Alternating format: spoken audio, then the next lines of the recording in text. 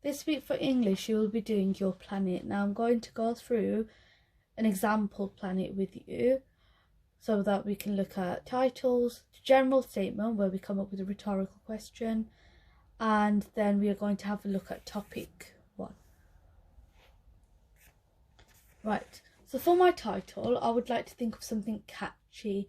I know that my descriptive text is going to be about hummingbirds and their nests, so I am going to call it Hummingbird Homes. Now I'm calling it Hummingbird Homes because their homes are their nests. Hummingbird Homes. And also you'd notice that they start with the same sound, huh. So that's alliteration. Hummingbird Homes. For my general statement, I need to think of a rhetorical question, and that's a question that just gets the reader thinking, but it doesn't really need an answer. So if I was going to be writing about hummingbirds, I might ask the question, would you like to find out about something hummingbirds? Question mark.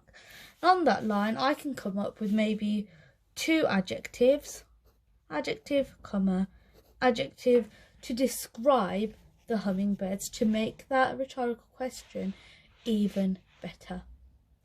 And I'm going to begin with topic 1, and topic 1 was all about the nests and how hummingbirds build their nests. So because it's just your planet, you're going to be writing them in note form. You don't need to write them in full sentences, so I might do it in the form of a mind map.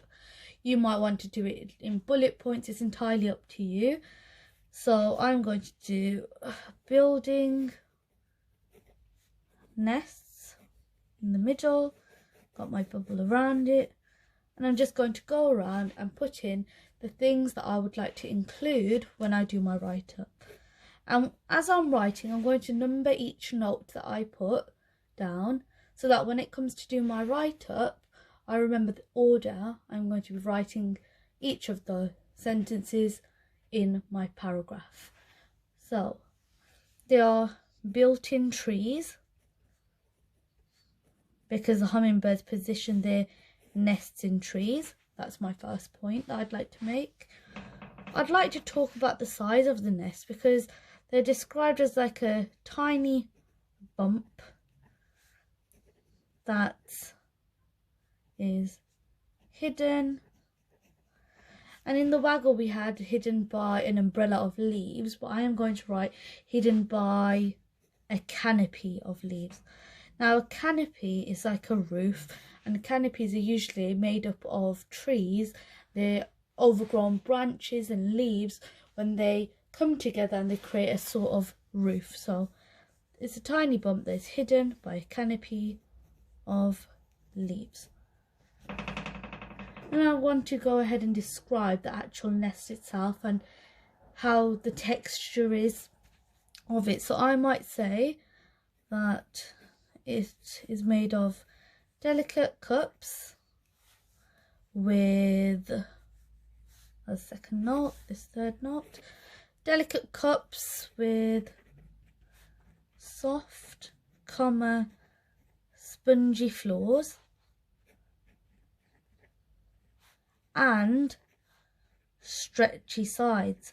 Now the stretchy sides were so that they could fit in all of the eggs as the eggs grew and as more eggs were being added into the nest.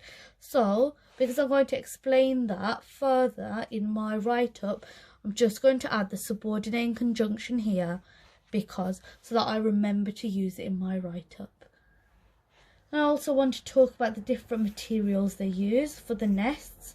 So I know that they use twigs, fibres, leaves and spider silk. It would be fantastic if you could add in some adjectives for each of these. So an adjective for twigs, an adjective for the fibres, an adjective for the leaves, and perhaps even one for the spider silk. And finally, what the hummingbirds do is they secure their nests to trees or shrubs. And shrubs are like very overgrown bushes so that they can keep their nests nice and secure. There, I have done my planet for topic 1. I'd like you to do that for topic 1, 2 and 3.